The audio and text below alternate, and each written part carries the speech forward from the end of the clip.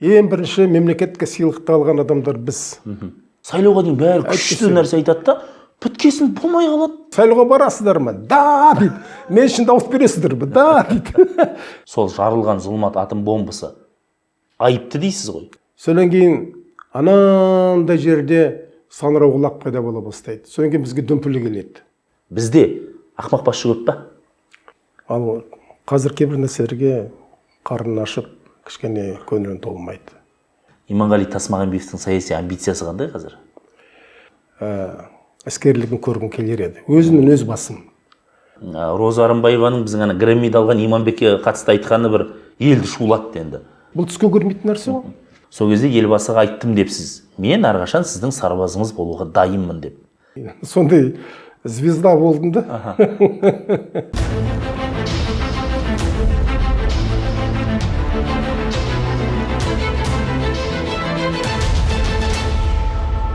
Ассалаумағалейкум, құрметті көрермен, ардақты ағайын, Нартай Аралбайұлының YouTube каналында кезекті сұхбат. Бүгінгі біздің спикеріміз, композитор, Қазақстан Республикасы мемлекеттік сыйлығының лауреаты, Қазақстан Республикасының еңбек сіңірген қайраткері, Парасат орденінің иегері, мәжіліс депутаты болған, сенат депутаты болған Төлеген Мұхамеджанов. Қош келдіңіз аға. Сәлеметсіз бе? Мына басты атақтар мен мансаптар тегін атаған жоқпын. Осылардың ішінде қайсысы сіздің жаныңызға жақын? Осыған байланысты мен бір мысал келтірейін де. Кезінде компьютер одағында, Қазақстан компьютер одағында 3 адамды халық артисіне ұсынды. Содан кейін жалпы аты жөндерін айтпай-ақ қойын, олар бәрі кейін халық артисін алды. Жиналыс болды. Мен ол кезде сол жастар ұйымының төрағасы болатынмын. Қазақстан компьютер одағының жастар комиссиясы болады, сол мен төрағасымын. Бәрі сөйлеп жатыр, қолдап жатыр. Мен сөз алдым. Мен айтым, жалпы мен де қолдаймын. Осы 3 адамды да. Бірақ мен бір нәрсеге қарсымын дедім. Неменеге қарсы? Мен айтым, жалпы атаққа қарсымын дедім. Совет үкіметі 85 жыл. Қалай сіз атаққа? Мен атаққа қарсымын. Неге? Мен айтым, мысалы, мен кезінде Мәскеудің халықаралық кинофестивалі болып жатыр. 2 адамды бір-бірімен таныстырып жатыр. Мынау Ленин сыйлығының лауреаты, мемлекеттік сыйлықтың лауреаты, СРО еңбек ері. Осындай дәрежелі Иванов деді, соң 2 адамды таныстырды. Радж Капур. Сонда алып айтқанда, қаншама атақпен бір адамды таныстырып, ал 2 адамның тек қана аты жөнін айтады. Соған байланысты сол атақтардан гөрі сенің жалпы шығармашылықтарын арқылы көрермендер мен халықтың арасындағы тапқан сенің атағын жоғарырақ болады. Сондықтан мен біреуінен үлкен санағым келмейді. Әрбіреуінің өзінің орны бар. Бірақ мен үшін, егер де мен шығармаларымды халық жақсы көріп, үлкен бір сүйіспеншілікпен қабылдап жатса, ең үлкен баға маған осы. Жақсы. Қазір қоғамды білесіз сондағы. Атаққа жанталасып сүрініп қабылдап жатқан адам көп. Сіз атаққа қарсы екенсіз. Атаққа қарсы адамның сонша атақ алуының сыры неде? Жүгірмесең өз сені қуат деген қағида ма? Мен кезінде мемлекеттік сыйлықты 92-93 жыл алдым. Жаспын. Ең бірінші мемлекеттік сыйлықты алған адамдар біз. Егемен мемлекеттің. Сонда маған бір адамның айтқаны бар. Галина Леонидовна Кузембаева деген болды. Болат Бутиннің енесі.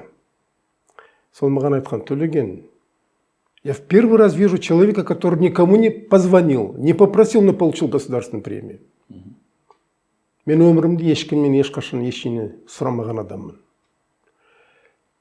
Бергеннен кейін, шын айтқанда, ол мемлекеттік сыйлық, ол жалпы өте орынды нәрсе. Ол барлық мемлекеттерде бар.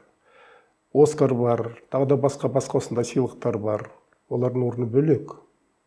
А жалпы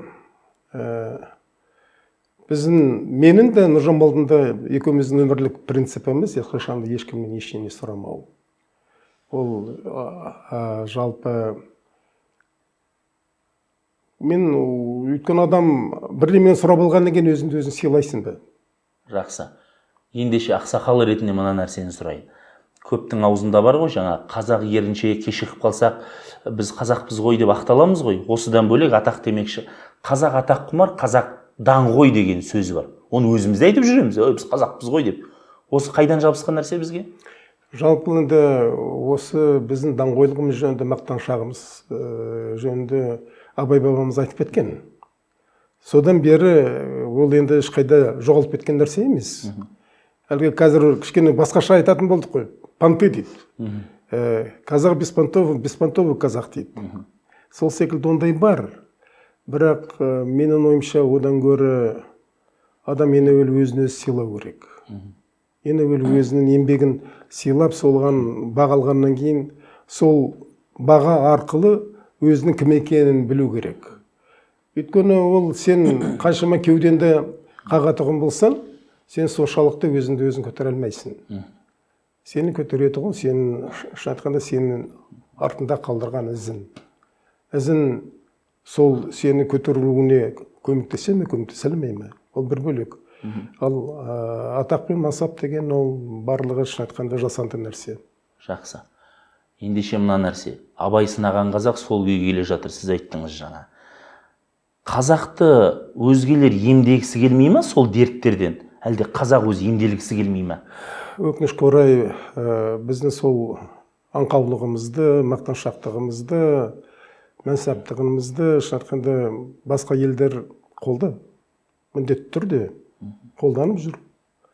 Сол арқылы мүмкін біз кейбір өзіміздің ерекше бір қымбатты өзіміздің өзімізге шын айтқанда жанымызда керек нәрселерден кейде сәл айырылғандай боламыз. Ол бар, оны барлығы айтып та жүр, біледі де. Соған байланысты айту бір бөлек, сол үшін күйіп жанып, соған қарсы әрекет жасау бір бөлек. Ол тек қана айтып емес, жалпы осы бүгінгі заманымыздың жалпы кейбір құбылыстарына қарны ашады, көңілін тоймайды. Бірақ барлық жамауды сен жамай алмайсың. Бірақ қолдан келгенше өзінің сол жасап жүрген істерін арқылы кішкене болсын соған көмек болса деген әрекет жасау керек деп ойлаймын. Жақсы. Сіз бір интернет басылымға сұхбат берген екенсіз. Сол кезде сіздің бір енді миыңыздың түкпірінен шыққан біраз ойларды цитата келтіре бастағанда журналист айтыпты. Осы көптеген ойларыңызды Төлегеннің терең ойлары деп бір жазба жасайықшы деп астына тізіп жазған екен. Соның ішіне мынадай сөз айтыпсыз. Айтылмаған сөз тордағы құспен тең деген. Дұрыс қой? Дұрыс. Сіздің бүгінге дейін есептесеңіз, торда қамалып қалған құсыңыз көп па? Міндетті түрде болады. Өйткені барлығын айта берсең, басқа жерін ашылып қалуы мүмкін. Жалпы солай ғой. Сондықтан міндетті түрде өзінің бүгінгі күні алған мемлекет алдында алған мүмкін өзінің орным бар. Достарының алдында алған өзінің орным бар. Қоғамның алдында алған өзінің орным бар. Соған сай болған дұрыс секілді. Өйткені сенің айтқан сөзіңнің ар жағында арқа сүйер ештемесі болмаса, ол тек қана жайған далбаса сөз болады. Сондықтан осындай жерде сәл ойланып сөйлеу керек. Айта беруге болады көп нәрсені. Мен мықтымын, мен бәрін ашық айтам деп, бірақ ашық айтқан нәрсенің әрбіреуінің салмақтылығы болу керек. Салмақсыз айтылған сөз ол жай кәмпит. Жақсы. Сізге айтқызбаған кез болды ма? Өзіңіз шектеген кезде айтып отырсыз. Ал айтқызбаған кез болды ма? Айтқызбаған кез әрине кейде, мысалы мен мәжіліс депутаты болдым. Мәжіліс депутаты болған кезде мен бір мандаттық сайлаудан өттім. Мәжіліске сайландым. Содан кейін мәжілісте әрине кейбір нәрселерге ашық әңгіме болғанда айттық. Дауыс бердік. Кейде қарама қарсы дауыс бердім. Сонда айта бастады, бұл оппозицияға шығып кетті деп. Шын айтамын. Үлкен деңгейдегі таныс жігіттер, азаматтар айта бастады, Төлкен, сен оппозицияға шығып кеттің, бүйттің, сөйттің. Мен айтам, мәселе мен оппозицияға шыққандығымда емес. Мәселе менің өзімнің көзқарасым арқылы осыған білдірген менің өзімнің сезімім, сенімім. Мен мысалы митингтерге қатыстым. Мынау Москвада деген тұрғын үй бітпей жатқанда, сол тұрғын үйді ала алмай жатқан азаматтар бәрі митингке шыққанда, мен барып солармен бірге қатыстым, сөйледім, қолдадым. Сонда әрине оған барлығы риза бола бермейді. Маған айтқандары да бар, өте көп, білесіз ғой, сізге не бар онда, неге барасыз? Мен бара жатырмын, енді олар мені сайлады ғой. Олар маған рух берді. Қалай мен ол кісілерді қолдамаймын?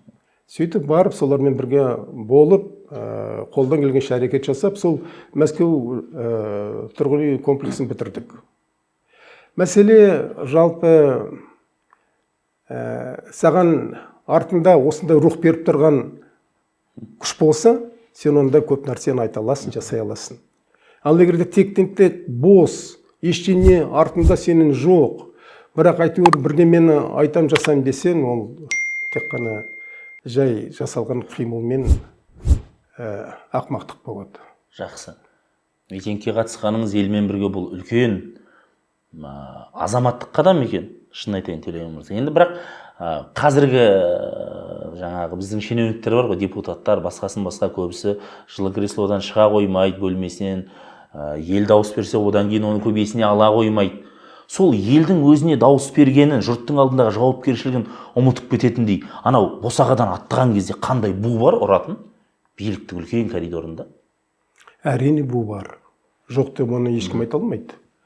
Өйткені биліктің аты билік. Сен биліктің адамы болғаннан кейін сен қалай, сен міндетті түрде биліктің саясатына жақынырақ боласың. Сайлауға дейін бәрі күшті нәрсе айтады да, біткесін болмай қалады. Жоқ, ол мәселе, мен мысалы бір мандаттық округтан сайландым. Сондықтан мен 2,5 жыл мәжілісте болдым, 2,5 жылдың ішінде мен 2,5 мың адамды қабылдадым. Маған сайлаушылар келеді, қабылдамай көр, мен сізге дауыс бердім, мен сізді сайладым. Әрбіреуі маған бастық. Мәселе сода ғой. Ал қазір шын айтқанда мынау партия арқылы сайланғаннан кейін сенің мен дегендігін партияның жалпы тізіммен бірге араласып біткеннен кейін сен мендік деген сенің сезімін жоқ. Сіз деген сені сайладым деген артында адамыңыз жоқ. Өйткені партияны сайлады, партияның саясатын сен жүргізуің керек. Сол партиясыз сен шын айтқанда қалай деп айтуға болады, мендік сезімінді жолтып аласың.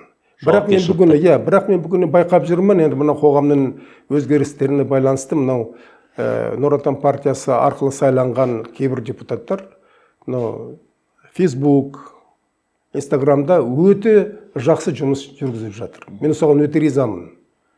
Өйткені онсыз болмайды. Өйткені олардың жалпы бір жағынан қолдарынан келеді, екіншіден шын айтқанда арттарында мазалап жатқан өздерінің ойлары мен сырлары бар. Осындай бар бүгін. Шын айтқанда мен бір-екі депутаттың аты жөнін айтайын, ол Ерлан Саиров, Әмірхан Рахимжанов. Осындай депутаттар, мен сүйсіне солардың жұмыстарына қараймын, қолдаймын. Ол жалпы солай болу керек. Олар жақынырақ болады да, мынау қарапайым халыққа. Өйткені олар депутат ретінде, Нұр Отанның өкілдері ретінде, мысалы, осындай жұмыстарды жүргізіп, содан кейін олар парақшаға салғаннан кейін ол міндетті түрде есеп бергендей болып қабылданады. Демек, сіз партиялық сайлаудан гөрі жеке-жеке адамдардың сайлауын құп көресіз ғой? Жалпы сол, бірақ енді ол конституция заң арқылы ол өзгеріс қабылданып кеткеннен кейін біз кезінде бір мандаттық сайлаудан сайланғаннан кейін біз мәжілістен тарқадық қой. Ол қазір ондай заң жоқ. Ал жалпы солай болғаны дұрыста, өйткені сенің артында рух болады. Жақсы. Мен деп ашық сөйлеуге сен рух бар, өйткені сені сайлаған адамдар бар. Ал партияның міндетті түрде сен партияның атынан сөйлегеннен кейін әрине сен партияның көзқарасымен кішкене өзінің ойында сай болуын қалайсың. Жақсы. Жаңа митингке шықтым дегеннен шығады. Қазір біздің қоғамда митинг өте көп қой. аналар бар, белсенділер бар, жаңағы қоғам өкілдері шығып жатыр, бұрын билікте болған азаматтар да митингке шығып жатыр. Біздің қоғамда митинг мәдениеті қалыптасты ма? Енді жалпы бара-бара қалыптасады.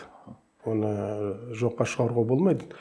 Бірақ жалпы алғашқы митингтер баяғыда егемендік алмай тұрып болған митингтер болды. Мен талайына қатыстым. Әсіресе мынау Невада Семей қозғалысының митингі. Ол кезде градус қандай еді митингтегі? Ол кезде шын айтқанда бір ашық болатұғын. Ашық сөнген жанды болатұғын. Мен есімнен кетпейді. Мысалы мынау Олжас Омарұлы өткізген митингтер, Невада Семей қозғалысы, полигонды жабу жөніндегі мәселе, жалпы өзіміздің сана сезіміміздің оянған кезі, қазақ екенімізді білген кезіміз. Жалпы қазір осы жөнінде мен айтқым келіп кетеді. Әрине бүгін біздің кейбір қазақ азаматтары Олжас Омарұлын былай сынайды. Баяғы кейде жалпы ұлттық рухты қорғамайтын, олай емес. Жалпы біздің, мысалы мен жасындағы қазақ рухын оятқан Олжас. Олжастың орысша жазған өлеңдері арқылы, мысалы мен өзімді қазақ екенімді сезіндім. Мен енді орыс тілді кезінде тәрбиеленген адаммын ғой, солай болдық қой, енді сондай үкіметте өмір сүрдік. Мектепте орыс тілінде оқыдық, орысша оқыдық, кейін Мәскеуде оқыдық. Бірақ жалпы Олжастың өлеңдері арқылы мен өзімнің кім екенімді сезіндім. Сонымен Азия кітабы арқылы ол біздің қазақтық рухымызды, намысымызды оятып дамытқан азамат. Сондықтан мынау Невада Семей қозғалысы да ол жалпы алғашқы рет мен мысалы митингте болғанымда, мен Семейдің азаматымын ғой, Бесқарағай ауданы. Ең эпицентрді туып өскен адаммын. Соның осы атом жарылысын өз көзіммен көрдім. Не екенін білем, 5-6-дамын, Құдай біледі. Әкемнен ерте кеткені, үлкен ағамнан ерте кеткені, үлкен әпкемнен ерте 27 жасында кетіп қалды екеуі де. Әрине соның барлығын алғашқы шындықты естігенде мені өте қобалжытып, мен жылап талдым. Содан кейін барып мен заман әнін жаздым ғой. Сонда Олжекеңнің бүкіл шындықты алғашқы рет ашып бізге ұсынды ғой. Жақсы. Демек, Невада Семей қозғалысы сол сіздің жақындарыңыздың өмірден өтуіне, сол жарылған зұлмат атом бомбасы айыпты дейсіз ғой? Айыпты болғанда жалпы біз кішкентай ауыл ғой, Беген деген ауыл. Есімнен кетпейді. Баламыз. Сол кезеңдерде бізде көз ауру больницасы ашылды. Кішкентай ғана ауылда көз ауру больницасы. Барлығымызды сол көз ауру емдеді. Мүмкін эпидемия болғашқа, бірақ мен де жатып шықтым. Қайдан келген бір дәрігерлер, енді бәрі ұлы халықтың өкілдері. Сонда мен ойлаймын, ол көз ауруханасы емес, біздің барлығымыздан сол не алған болу керек. Жалпы эксперимент жасалғанда. Енді қалай әсер етті деген сұрақтың жауабы іздеді ғой? Міндетті түрде мен мысалы ауылда менімен бірге қатар өскендер жігіттердің біреуі жоқ қой қазір. Сол кезде сіз естелігіңізді айтасыз ғой, сол кезде атом бомбасы жарылған кезде мә саңырауқұлақ сияқты қызықтап жүретінбіз деп. Біз мақтана бір ойнайтұғымыз. Баламыз ғой, үлкен кісілердің арасына тығылмақ ойнаймыз. Ана жерден бір уақытта бірдеме жарқ ете түседі. Ашық күн жарық күнде тағы да 1000 күн жабық ашылғандай болып кетеді. Жарқ ете түседі. Содан кейін анандай жерде саңырауқұлақ пайда бола бастайды. Содан кейін бізге дүмпілі келеді. Сілкініс, дүмпіл келеді. Сонаны көргенде бір ғажайып әдемі болып көрінеді алыстан. Ол сұмажал екенін кім біледі? Сондай әдемі болатұғын. Балалар білмейді, ал үлкендер білді ме ол кезде? Үлкендерді не біледі? Енді қарапайым қазақтар сол кішкентай ауылда тұратұғын не біледі? Ешкім ештеңе білмеді. Кейіннен Олжастың айтқаннан кейін ғана білдік ол не екенін. Сол атом бомбасы деген залалда келген сұрқия кеңестік үкімет қой енді. Сол сіз секілді басқа да қыруар қазақ бар. Мыңдаған, жүздеген өзінің жақындарын жоғалтқан. Солардың есесін қазір қайтару мүмкін бе, жоқ па? Әлде келместің кемесімен кеттірейік пе? Жоқ, жалпы біреуден жауап ала аламыз ба? Мемлекет қолдан келгенше бірдеме қайтарғандай болды. Мен 50 жасқа толғанымда полигонный пенсия беретін болды. 50-ге толғаннан кейін барлық сол эпицентрда тұрған адамдарға пенсионный, әлгі полигонный пенсия беретін болды. Ай сайын. Ол енді қолдан келгенше бір қайтарғандай болды ғой, кішкене болсын. Енді ол пенсия дегеніміз ақша, жалпы дәрігер дәрі алуға көмектеседі, тамағында көмектеседі, анаған көмектеседі дегендей, сондай бір қайтарғандай болды. Бірақ бұны ешқандай ақшамен қайтара алмайсың. Бұл Құдай біледі, бұл әлі өзінің қандай әсер ететінін әлі жылдар арқылы білдіру мүмкін. Сіз жаңа көз ауруханасында бір қаралдық дедіңіз ғой, ауылда ашылған. Сіздің денсаулығыңызға тікелей әсер еткен жоқ па ол атомдар? Бір сарқыншақтар жоқ па? Енді шын айтқанда мен өзімді қолымнан келгенше күтемін. Әрине, өзім жалпы ауру бола ма, қандай бір шын айтқанда аурушылық бола ма, соны мен өзім күресем. Күнделікті, бүгінде күнделікті мен көп не жүрем, гимнастикамды жасаймын. Кешкісінде тағы да жалпы 2 сағат, 2,5 сағат күнде мен ауа райында өзімді күтемін. Жақсы. Ауа раймен бірге. Өйткені адамның денсаулығы өзінің қолында. Тек қана дәрігерге сенумен ғана болмайды. Сондықтан міндетті түрде әрине мен шын айтқанда денемде қандай ауру бар екен бір Алла тағала біледі. Егер де адам өзінде қандай ауру бар екен біліп, сол ауруға өзін-өзі салатын болса, сол аурудан шын айтқанда біраз жерге барады. Жақсы. Жаңа Невада Семейді айттық. Олжас Сүлейменовтен шықты ғой бұл тақырып. Қазір Олжас мырзаның мынау Алматы қаласының атын Алмата деп ауыстыру керек деген ұсынысы үлкен дүмбі болып талқыланып жатыр. Сіздің ойыңыз қалай? Мен ойлаймын, бұларда ешқандай артықшылығы жоқ. Өйткені біз Москваны Мәскеу дейміз ғой, қазақтар. Қазақтың транскрипциясы бар емес пе? Мәскеу. Бейжіңді Пекин дейміз. Стамбул дейміз, Истанбул дейді. Басқаша аттармен атады. Мысалы, орыс транскрипциясы болуы мүмкін. Алматы деген. Қазақшасы Алматы. Ауыстырудың қажеті жоқ демек. Енді мен ойлаймын, жалпы ауыстырудың қажеті жоқ, бірақ орыс транскрипциясы болғанында дұрыс секілді. Алматы жағымды өте жақсы. Жалпы бұларда сол үшін үлкен айғай шу. Бұларда Олжасын айтқанында жоққа шығаруға болмайды. Орыс транскрипциясы болуы мүмкін. Орыстар айта берсін, басқа ұлттың өкілдері айта берсін, Алматы деп. Бірақ ресми атауын ауыстырып қажет емес сіздіңше? Мен ойлаймын, жалпы керек жоқ. Жақсы. Енді сіздің өміріңіздің шығармашылық қалыптасуыңыздың бас жағына келейікші. Қараңыз, сіз Семейдегі педагогикалық институтта оқыдыңыз, тарихшы мамандығыңыз. Одан соң сабақ та бердіңіз. Төлеген Мұхамеджановтан ұстаз жасамақ болған кім? Шын айтқанда,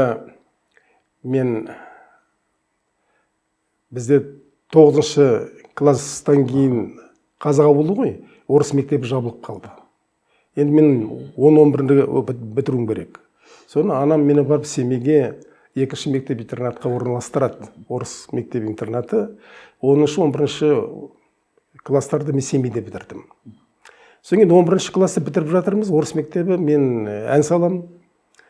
Қалалық осындай байқау болды. Соны келген комиссияның мүшелері айтты, мынау керемет дауысы бар осы. Мынау Козловский, Лемешев. Бұны біз имтихансыз музыкалық училищеға ән салуға аламыз. Сөйтіп мен қуана-қуана ауылға келмеймін бе? Анама бармайды, мама, мені музыкалық училищеға алатын болды, имтихансыз бәрін шақырды. Комиссия осылай айтты, дауысын керемет екен деп. Сол кезде мамам, не деген бұл жаманды Өншен ойын сауық. Анау мынаудың ішіне сен барасың. Онда не бар саған? Оны сенен үлкен ағаң, оның пединституты оқиды, тарих факультетінде. Сен сол тарих факультетіне барасың, келісіп қойған, сен баянистсің, анда баянист керек екен, сен аламыз деп жатыр. Құдай салмасын, анам деген бір жылап алды. Енді балаға анасының жасынан үлкен не бар? Анамның айтқанына тоқтап, музыкалық училищеға шақырған жерге мен бармай, Семейдің педагогикалық институтын тарих факультетіне түстім. Жақсы. Сөзіңізге қарасам, сіздің жас кезіңізде өнерпаздардың ел арасында абырой болмаған сияқты ғой? Енді мен өзімді керемет таланттымын деп санаған жоқ. Анаңыздың сөзіне қарап деймін де, бұлар қыдырымпаз, бұлар шын ойна. Анамның айтқаны, иә, ол не өңшен. Сондай болды ма ол кезде өнерпаздар? Өңшен. Мамамның айтқаны бар, өңшен жындылардың үйіне барасың, қайтесің сен, оқы, сен жақсы мамандық алуың керек, мұғалім бол. Ауылда ол кезде мұғалім деген, Құдай салмасын, Беделі деген ауылдағы, білесіз ғой, ауылда мұғалім деген үлкен беделді адам ғой. Мұғалім боласын деп сол анамның айтқанына мен тоқтадым. Кейіннен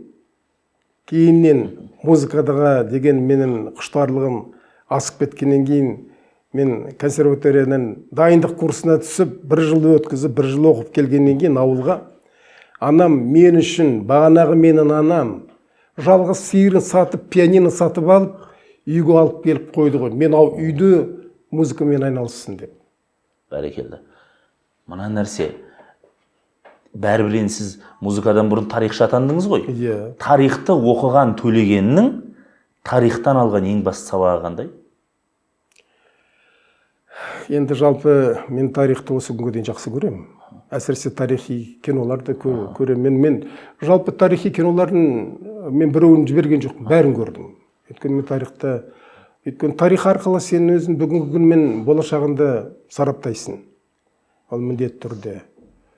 Ең бірінші әрине менің жалпы өзімнің сол тарих факультетін бітіргенім, мен ойлаймын, бұл да керек болды маған. Бұл өмірдің заңы, өмірмен күресуге болмайды. Мен ешқандай нәрсені қайтадан маған өмір берсе басқаша өмір сүрер едім деп айтпаймын мен. Сол өзімнің сүрген өміріме ризамын. Солай болғанына ризамын. Анамның сол айтқан сөзіне ризамын. Кейін Құдай біледі, мен әншілікке барып, әнші болар мен болмас бедім, бір Құдай біледі. Ақыры мен композитор болып шықтым. Ал әншілікке барғаннан кейін қалай болады? Дауыс деген ең жалпы нәзік нәрсе ғой. Сондықтан мен ойлаймын, анамның шешімі жалпы мен үшін, менің тағдырым үшін өте дұрыс болып шықты. Демек, тарихтан алған сабақ үлкендердің айтқанын тыңдау керек. Жалпы әрине, әсіресе өйткені кейіннен анам маған қайтарды ғой. Сол өзінің қателігін осы музыкаға қарсы болып, мәні сол училищеға жібермегеннен кейін, консерваторияға түскеннен кейін, бағанағы ауылда енді сиыр деген, жалғыз сиыр деген білесіз ғой. Соны сатып маған пианино әперді ғой. Сол мен 2 айға каникулға келгенде ешқайда кетпесін, үйде отырып сонымен ойнасын деп, жұмыс істесін деп. Одан артық мысалы маған анам тағы не берер еді? Мына нәрсе, сіз туралы ақпаратты қарағанда, мына дүниені қарап мен таңғалдым. 73 жыл дейді, сіз жаңағы Алматы консерваториясының дайындық курсына түстіңіз. Сол кезде дейді, Төлеген Мұхамеджанов фортепианода ойнауды білмепті дейді, рас па? Рас. Білмей бардыңыз? Жоқ, мен баянда ойнадым. Фортепиано білмейміз? Жоқ, фортепианода ойнамаған адаммын. Кейіннен түскеннен кейін міндетті түрде фортепиано, міндетті түрде сен оны ойнауың керек. Сонымен енді жалпы әлгі бірінші классқа барады ғой, 6 жасар бала. Мынадан бастайды. Бір нодан бастап, мына жерді босату керек. Мына жерінде босатпасам, ойнамайғаныңыз қатық болады ғой. Содан бастадым да, 25 жасында. Шаққанда бұл кейіннен бір жігіттер айтты, беделді жігіттер. Айтты, осыны сен енді институт бітірдің, педагогикалық колледжде сабақ беріп жүрсің. 250-300 рубль жалақың бар. Жақсы ақша Осының бәрін, бәрін тастап 20 рубльге стипендияға отырдым дайындық курста. Сонда біз ойладық, по-моему, есі ауысқан жігіт қой деймін деп. Бұндай есі ауыспаған жігіт бұндайға бармайды ғой деп. 25 жасында осының барлығын тастап 20 рубльға отырдым. Үлкен ағам Ерсайын маған ай сайын 30 рубль беріп тұрды. Үлкен ағам сонымен 2 жыл дайындық курсында мен асырады. Жақсы. Тағы бір ақпарат бар. Сізді 12 жасынан бастап музыка жаса бастаған дейді, рас па? Иә, мен енді баянда ойнадым. 12 жастағы бала не музыка жазады? Ой, оны қызық болды. Біз енді баламыз ғой, ауылда бәріміз романтикпіз ғой. Ауылда өскен балада қырғын романтик. Мен Даниял деген досым болатын, бір кішкентай қызға ғашық болып, сол шығарып салып, мен аттарымды келе жатырмын. Екеуі алдымызда шығарып салып жатырмыз. 12-те. Содан кейін шығарып салғаннан кейін мен әлгіні келемеш деп ән жаздым да. Сол 12 жасында. Алғашқы әнімді 12 жасында жаздым. Соңғыларға келемеш деп жазған әнім бар. Қандай? Сөзінде өзім жаздым. Ол кезде орыс тілді адаммын ғой. Я не влюбился в раю, но сам я не пойму. Досыңызды әжуалап тұрсыз ғой? Иә. Бұл дұрыс па? Жоқ, жалпы сол алғашқы мен 12 жасындағы жазған әнім осы күнге дейін есімде. Ал жалпы содан кейін басқа әуендер шыға бастады. Мен шығардым, бірақ мен ешқашанда мен музыка жазам деген ойында жоқ, арманым да жоқ. Яғни арманым жоқ. Егер де арман болса, онда бір бөлек. Мен жай ғана жаздым. Содан кейін консерваторияда педагогика институтта оқып жүргенде жай әндер жазатұғым. Содан кейін бүкіл студенттер жатақханада барып бәріміз айтатұғымыз мен әндерімді. Бірақ ешқандай ой жоқ. Мен ол кезде не жоқ қой, бүгінгі социальная сеть. Ғаламтор жоқ. Егер де ғаламтор болғанда Құдай біледі, сол кезде мен шығып кетер едім. Хит поп. Иә. Бірақ ондай жоқ. Сол пединституттың несі болды әлгі. Мен танцыға келеміз ғой, кешкісінде. Мен баянда ойнаймын, танцыда баянда ойнап ән айтам. Мен келгенде Құдай салмасын, тосып тұрған топ екіге жарылып, қол шапалақтап мені қарсы алады. Мен сондай звезда болдым да. Жасыратыны жоқ. Жақсы. Мына нәрсе, сіздің естелігіңіз. Сіз айтасыз, семейде қызмет етіп жүргенде дейсіз, Теміржан Базарбаев деген үлкен жүректі композитор азаматымыз менімен кездесіп, әуендерін тыңдап көрді дейсіз, иә? Солай болды. Төлеген Қарағым, композитор болуың керек, талантың, талабың бар екен, халқыңа керек азаматсың, музыка жазуға жаралғансың. Бәрін тастады, консерваторияға бар, оқы деп ақыл берді. Жай айтқан жоқ, кесіп айтты дейсіз да? Кесіп айтты. Демек, Теміржан Базарбаевтың сол сөзі болмағанда біз композитор Төлеген Мұхамеджановты көрмейтін бедік? Дәл өзі. Мен Теміржан ағама өте ризамын. Ол кісі өзі бір ауыр мінезді жігіт болатын. Ауыр мінезді азамат. Көп сөйлемейтін, үндемейтін. Мені сол ең бастысы мен баяғы себеппен бардым. Мен Лаула деген ансамбльді басқардым, гитарда ойнап.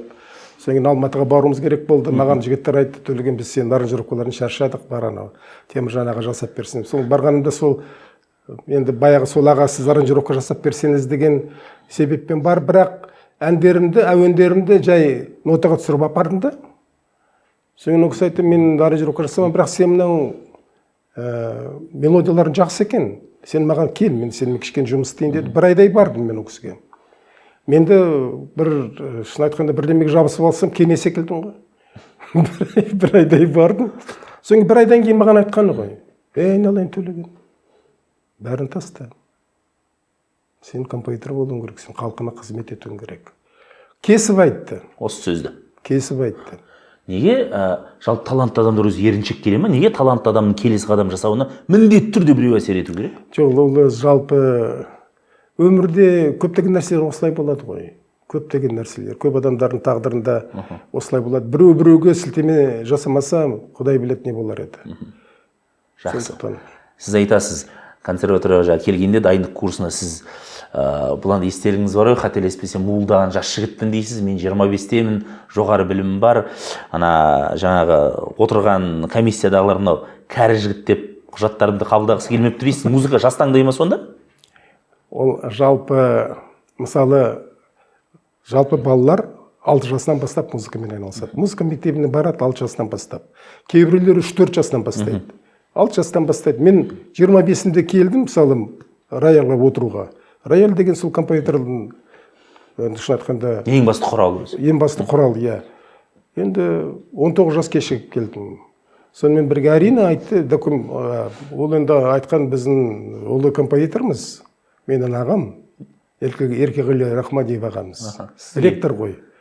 Мынау мен кафедраға тапсырдым экзамды.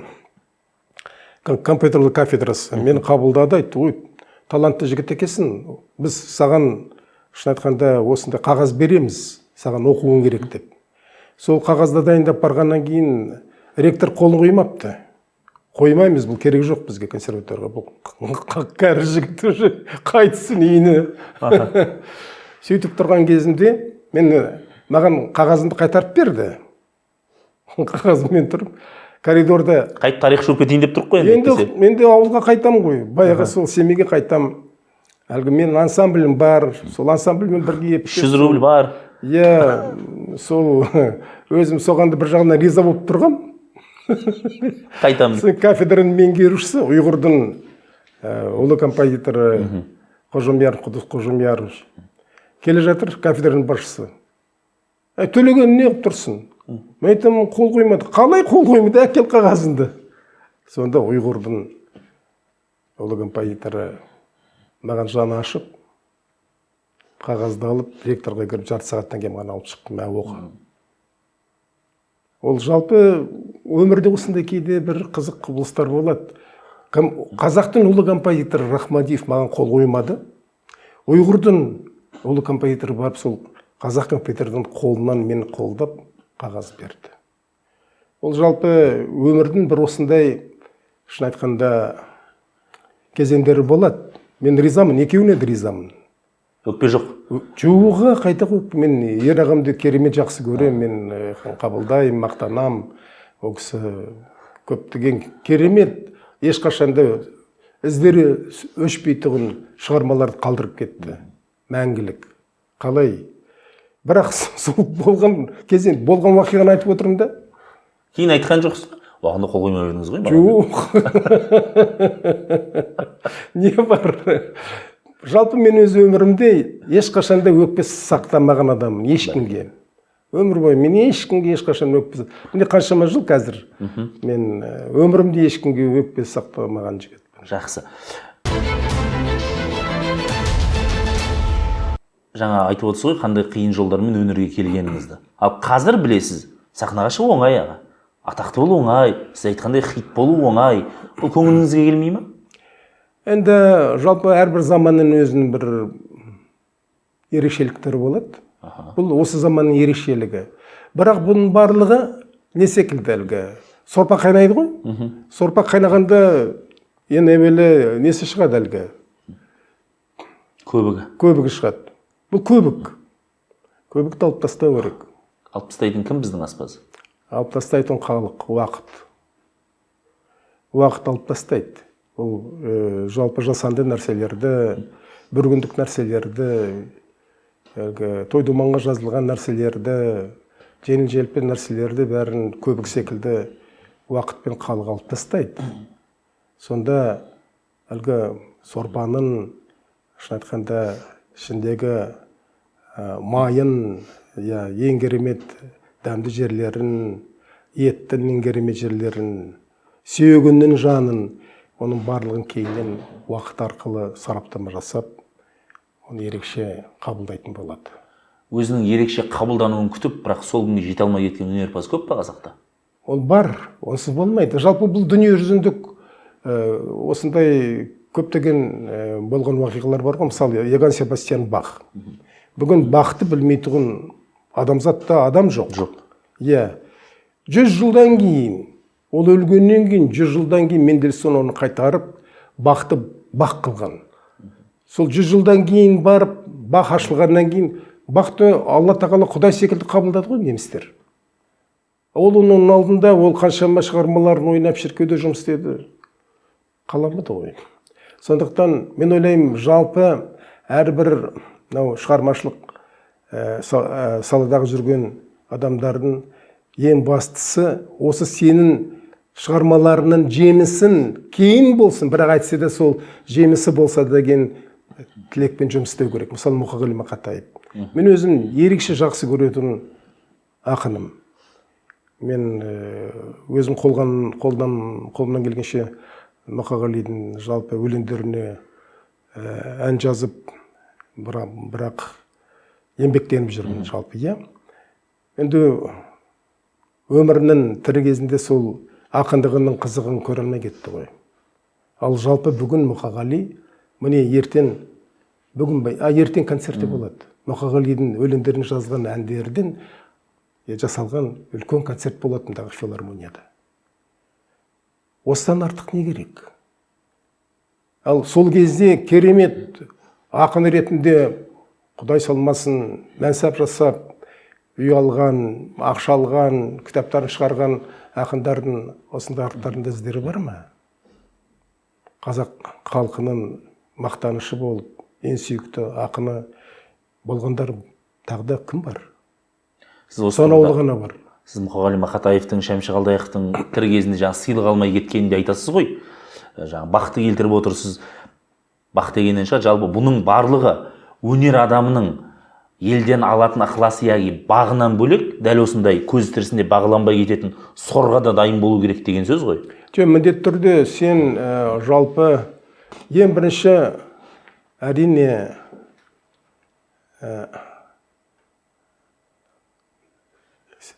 есепті өзінен алдында бересің. Адам ең бірінші есепті өзіне өзі беру керек. Мен мысалы 50 жылдығымды, 60 жылдығымды, осындай 70 жылдығымды мен айғайлап шулап өткізген жоқпын. Өйткені ол керегі жоқ. Өйткені мен осындай бір жастарға келгенде мен ең өлі есепті өзіме берем. Неменеге жеттім, не бар, не қалдырдым. Өйткені әрбір туған күн адам үшін ол өзінің есеп беретін күні. Мен өзім солай қабылдаймын да. Сондықтан жалпы менің мақсатым, менің арманым жалпы бір шығарма болса да халықтың жүрегінде қалып, сол әлгінде ғана келе жатқанда мен әңгімеледім. Бір шығарма арқылы сен халықтың есінде қалсан, одан саған үлкен бақыт бар ма? Мысалы Агинский, Михаил Агинский 105 полонез жазған. Бірақ полонезі «Прощание с Родиной», ля минор.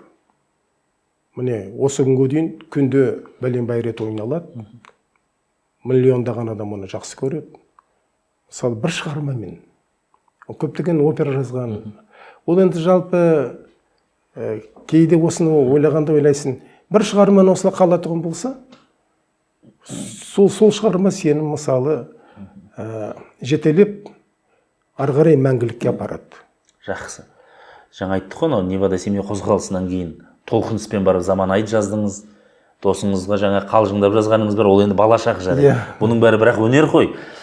Мынандай сәт, жалпы қарапайым сұрақ, сіздің әуенді жазуыңызға не түрткі болады деген сауал, және мысал, бүгін келіп, Төлеген мырза, келесі аптаның аяғында бір елдің алдына шығатын едім, соған бір жақсы бір музыка жазып беріңізші аға деп тапсырып кету мүмкін бе, жоқ па?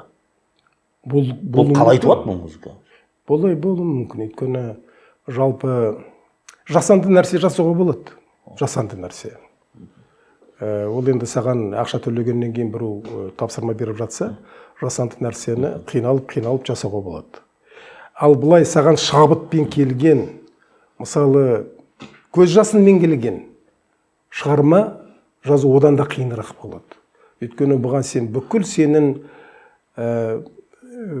ар жағындағы алланың сүтімен, топырақпен жалпы қолдауымен келген сенің жан дүниенің ар жағындағы жатқан рухы көмектесе сен шынында бір ерекше шығарма жазуың мүмкін. Мен мысалы жасыратын жоқ, бізде пандемия болды ғой. Мен Түркияда отырып қалдық. Біз былтыр барып, мартта қайтуымыз керек болады. Билетіміз бар қалтамызда. 16 мартта қайтуымыз керек, самолеттер жабылып қалды да, сентябрьде бірақ қайттық. Өйткені жарты жыл. иә жабылып қалды барлығы. Аэропорт жабылып қалды, ұшқыштар жабылып қалды. Ұша алмай қалдық. Сол пандемияны мен сол кезде Түркияда болдым. Бірақ осындағы халқымыздың бастан өткен барлық ауыртпашылықты мен бәрін көрдім. Фейсбук арқылы, Инстаграм арқылы, интернет арқылы. Шын айтқанда қатты қиналдым, қатты қобалжыдым.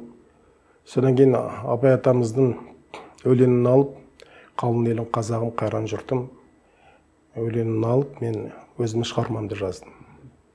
Оны мен интернетке қойдым, ютубқа. Өйткені мен қолымнан не келеді? Мен қолымнан өзімнің сол ішкі зарымды, ішкі шын айтқанда жасымды, менің жүрегімнің жасын, осы шығарма арқылы жазып бердім. Өйткені халықтың қиналғанын, халықтың осындай үлкен қатерден өткенін. Егер де мен жазбасам, онда мен кіммін? Мен онда кім боламын? Жақсы. Жаңа айтып қалдыңыз ғой, ақшасын төлесе тапсырыспен де жасанды дүние жазуға болады деп. Бұл саф таза өнерге деген сатқындық болып саналмай ма? Жоқ, ол жалпы Моцарт реквиемді біреу айтқаннан кейін жазған. Бірақ реквием, Моцарттың реквиемі осы күнге дейін реквиемдердің ішіндегі ең керемет реквием. Ол енді былай өмір мен өлімнің арасындағы бір нәрсе ғой енді реквием деген. Өмірге, өлімге бағышталған. Соны мысалы Моцарт біреу, бұлан жалпы тарихи деректер арқылы белгісіз біреу берген, осы жазасын деп. Соны жазған. Жалпы кейде солай да болуы мүмкін. Жасанды нәрседе кейде керемет нәрсе болып кетуі мүмкін шабытына байланысты. Жақсы. Осы тұрғыда жаңа айттық қой, өнерге келу, сахнаға шығу оңай болып кеткен жоқ па дегеннен шығады. Былтыр мына Роза Арынбаеваның біздің Грэммиді алған Иманбекке қатысты айтқаны бір елді шулатты енді. Енді ему повезло деген сөз ғой енді. Сіз айттыңыз, оған повезло деп айтпаймыз, ол құбылыс Иманбек дедіңіз. Бірақ мына сөздерді айттыңыз. Өте дарынды Иманбек, музыкалық білімсіз, жақсы аппаратурасы, осындай әлемдік деңгейдегі музыканы жасап шығарған керемет жігіт дедіңіз. Және Түркияда оның музыкасын қалай керемет ойналған туралы айттыңыз ғой енді Роуздың. Бұл қазіргі адамзат баласының шығармашылық дүниені қабылдауының өзгергенін көрсете ме? Өйткені мықты аппаратурасы, музыкалық білімсіз-ақ елдің махаббатына ие болуға бола береді. Әрине, бұл осы қазіргі заманның құбылысы ғой. Шынында бұрын бұл түске көрмейтін нәрсе ғой. Мен әлгінде айттым ғой, 12 жасымда жаздым ауылда, Құдай салмаса. Сол кезде 15 жасымда мен өзімнің ауылым туралы ән жазғам, беген деп. Жасыратыны жоқ, рок-н-ролл секілді. Дәл сол кездегі сол беген мені сол кезде интернет болғанда Құдай біледі, қандай жұлдыз болып кетер едім, Құдай біледі. Болған жоқ. Ондай кейіннен мен сол осы беген арқылы әлгі бір мандаттық сайлау өткенде әрбір сайлаудағы 200-дей сайлау кездесуін өткіздім. Осы беген бітіретұғым. Баяндалып қолыма беген. Құдай саймасын, сондан орыстарға барам ғой сайлауға қатысып отырған. Автокөлік компаниясына барам. Бұлай қарағанда бір 100-200 адам отыр. Шаршаған, жұмыс бітті. Өңшін жергілікті орыс азаматтар ғой. Маған әлі халық жауы келгенде қабылдайды. Енді сайлауға насихат жасаймын ғой. Содан кейін мен баян ойнап, содан ең соңында бегенді айтардың алдында айтам. Мен сіздерден қазір мынандай айтып болғаннан сұраймын. Сайлауға барасыздар ма? Жауап беріңіздер. Мен үшін дауыс бересіздер ме? Жауап бересіздер. Жақсы дейді. Содан кейін бегенді айтып болған айтам. Сайлауға барасыздар ма? Да дейді. Мен үшін дауыс бересіздер ме? Да дейді. Мәселе адамға кейде осындай керек. Ал Иманбектің жасағаны жалпы бұл шын айтқанда кездейсоқ нәрсе емес. Көбік емес. Жоқ, бұл көбік емес. Бұл балаға жалпы Алла тағаланың бергені. Осындай бір ерекше бір рухқа сенесің. Бар. Ол тектен тек емес. Біздің қазақтың қарапайым баласына осыны беріп өйткені ол бір шығарма емес. Иманбекпен осы жұмыс істейміз деп келген талай әлемдік жұлдыздар бар. Шетелдік, америкалық, ұлыбританиялық. Бәрі неге келеді онымен бірге? Аты шыққаны емес, оның стиль тапқан. ол осы поп музыкада мен сол туралы айттым, ол жаңадан стиль тапқан. Бұл кездейсоқ нәрсе емес, бұл миллиардтаған, мыңдаған диджейлер бар, солардың қолынан келмей қалды, мынау жасады ғой. Сонда темір жолшы бала. мен ойлаймын, бұл өте талантты бала. Шын айтқанда, енді мысалы Моцарт 3-4 жасында музыка жазған ғой. Құя берген. Не болса, менің досым Денис Мацуев. Мен фестиваліне бардым, Иркутскіға. Фестивалі бар, фестиваль Дениса Мацуева деген. Мен бардым, қонақ болдым. Сонда әке-шешесімен кездестік, сонда әке-шешесі айтады, 3 жасында Денис Мацуев 3 жасында әлі бойы пианиноға жетпей келіп, бірден әлгі время бағдарламасы бар ғой, сондағы музыканы ойнаған ғой бірден.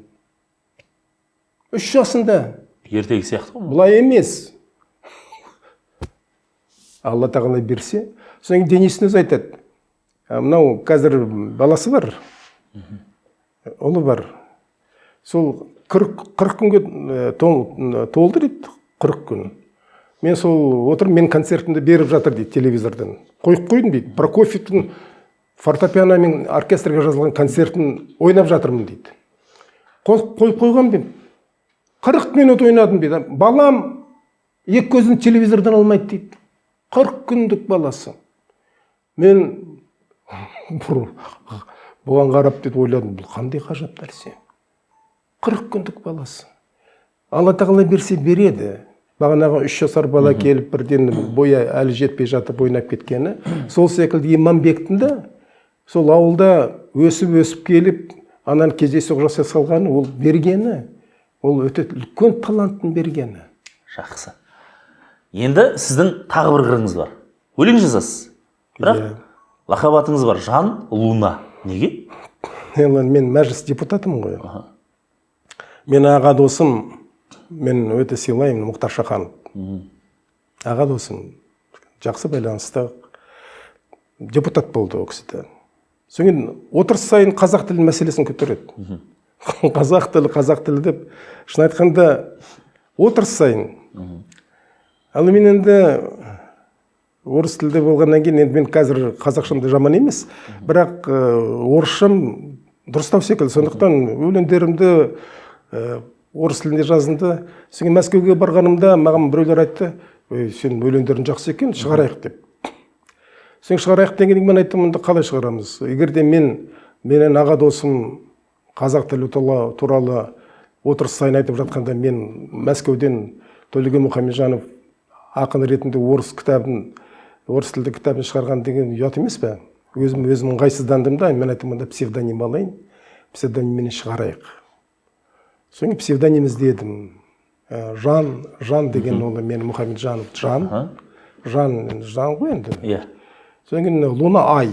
Айды жақсы көрем, айды үйден шығып, сол айға қарап, аулада біраз жүріп өлең жазам. Сөйтіп Луна деп қойдым да. Сөйтіп Жан Луна. Жан Луна емес, Жан Луна. Содан кейін кітабымды шығардым Мәскеуде. Содан кейін шыққаннан кейін олар, мен білмедім, олар магазинге береді қондарын. Әйтеуір шығардым. Бір уақытта маған телефон соғады. Ойбай, Төлеген Мұхамеджанович, сіздің кітабыңызды біз магазинге қойғанбыз. Тверскойда магазин Москва, ең керемет кітап магазины. 2 аптада сіздің кітабыңыз сатылып кетіпті. Қойда, тағы да шығарсақ қарсы емессіз бе деп. Мен айттым, жоқ, шығарыңыз. Содан кейін кітап магазины сізбен кездескісі өткісіңіз келеді. Ақын Жан Лунамен кездесу. Сол кездесуге келсеңіз, Москвада. Магазин Москва. Коммерциялық магазин ғой енді. Ол сатылмаған кітапты онда ешқашанда ешкіммен кездесу жасамайды олар. Штоқ сөйтіп Москваға. Сөйтіп мен Москваға барып 5 март күні әйелдер күнінің алдында сол магазинде менімен кездесу болды. Москвалықтар келіп. Сонда мен танитындарды шақырды.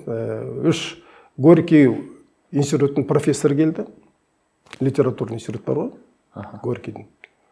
Ішінде менің жалпы өте жақын рухани ұстазым бар, Эдуард Балашов деген. Солар қатысты. Сон кейіннен біткеннен кейін Эдуард маған айтады: Төлеген, сіз менің алдында өлең оқыдыңыз, енді кімнің алдында да болсын оқи беріңіз. Ұялмай дейді. Мысалы осындай шын айтқанда кездесу болған. Мұхтар Шахановқа жеткен шығар кейін. Қалай қабылдады? Мен енді білмеймін. Бірақ мен ұялдым. Менің шын айтқанда ұят деген болады ғой, мен Мұхтар ағамыздың алдынан. Дәл солай айтып жатқанда, шынның жүрегінен шыққан мәселелерді көтеріп жатқан кезде, ана жерден мен Мәскеуден орыс тілді кітабымды шығарып жатсам, мен ойладым, айтып қалуы да мүмкін, не болса біреу айтуы мүмкін. Ұялғанымнан псевдоним алдым, жасыратыны жоқ. Жақсы. Ресей мен Қазақстан арасындағы байланысты айтып жатсыз ғой, бұл енді сіздің айтып отырғаныңыз мәдени. Мынадай дүние көбейіп кетті, айтпақшы, сіз енді саясаттарға болған азаматсыз ғой. Қазір Ресей тарапының анау ресми бақ өкілдері жазып жатыр. Ойбай, Қазақстанда орыс тілділер қысым көріп жатыр, Қазақстанда орыс тілдерді қолдау керек, қорғау керек деп шулап жатыр. Бұған не айтар едіңіз? Біріншіден, бұндай шын айтқанда мәселе жалпы бізде ондай жоқ.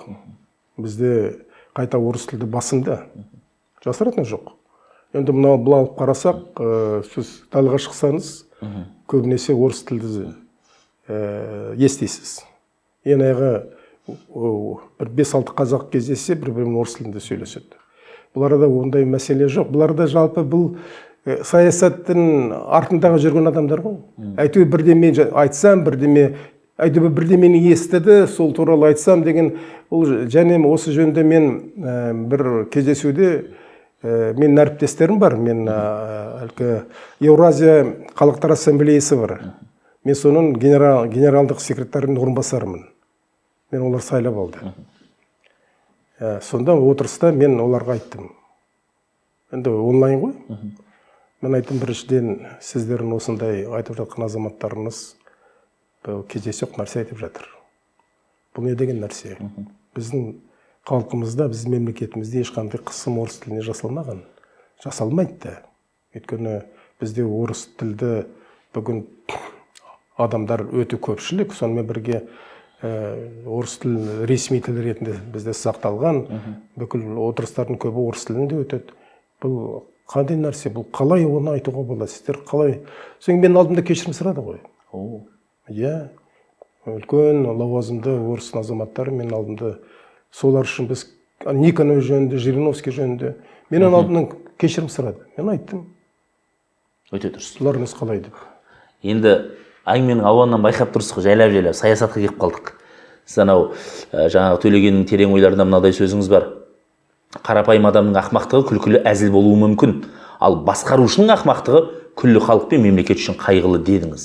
Бізде ақмақ басшы көп па?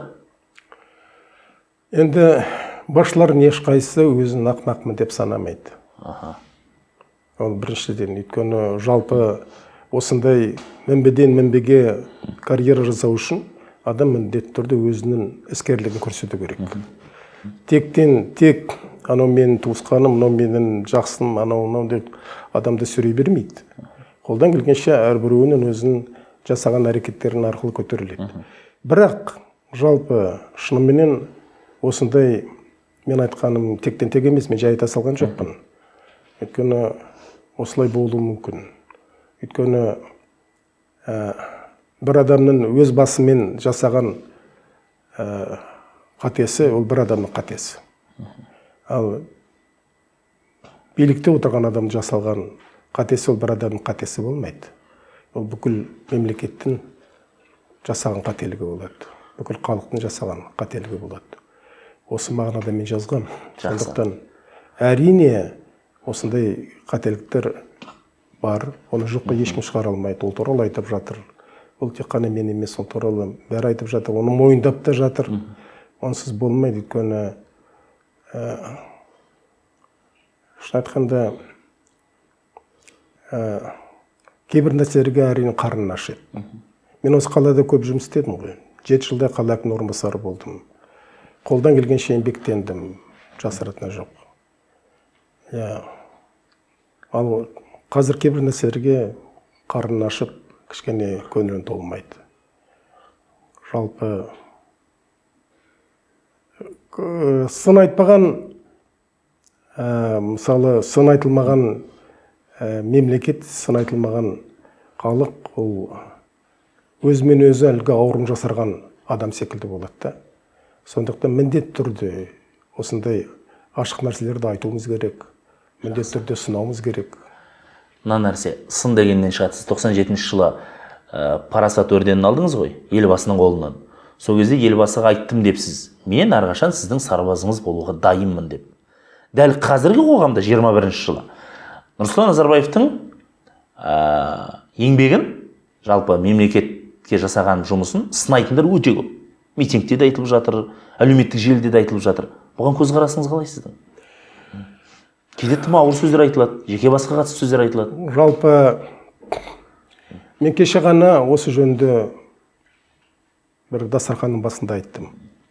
Өйткені әрине әрбір адамның жасаған ісін екі жаққа қойуға болады. Мұны керемет, мұны керемет емес.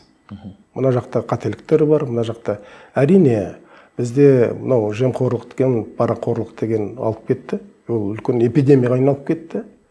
Оны әрине бұл арада тек-тентеу жоқ емес, әрине бұл шын айтқанда үлкен проблемаға айналып кеткеннен кейін бұл біздің алға қарай басуымызға өзінің ықпалын тигізбей жатыр. Шын айтқанда жалпы әсіресе мынау жастардың бүгінгі күні, мен енді мына Түркияда болып тұрамын ғой, Түркияға қазір көшкен қазақтар өте көп. Көбейіп кетті. Біз барып жүргенде осыдан бір 5-6 жыл бұрын жоқ болады ғой. Биылғы жылы әлгі біз жазға демалуға барғанымда біз кірген жерімізге айтады, сіздер қайтып келдіңіздер ғой Қазақстанға. Қандай Қазақстанға қайтып келдік? Мына жерден шық қазақтар ғой.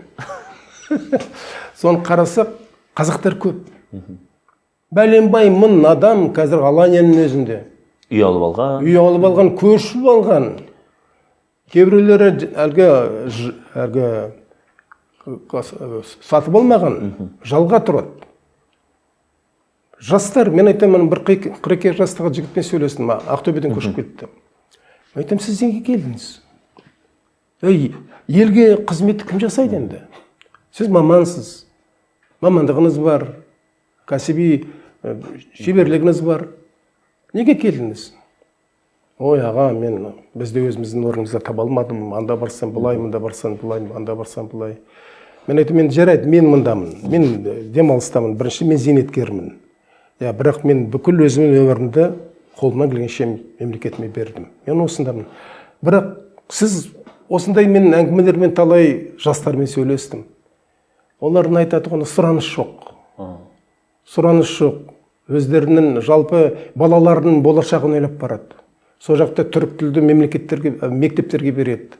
Сол жақта оқыса, ауа райы жақсы, халқы жақсы, жалпы керемет дамыған жағынан. Әрине осындай қазір бір жағынан леп бар секілді. Бірақ бұнында шын айтқанда мен іштей өте ауыр қабылдайын да. Өйткені ал еліміз қалай дамиды онда? Егер енді керемет таланттылар кетіп жатса. Сондықтан мен ойлаймын, мемлекеттің талабы неғұрым әрбір талантты жасқа, әрбір талантты қазақ азаматына қолдан келгенше соған әрекет жасап, қолдап, онсыз болмайды.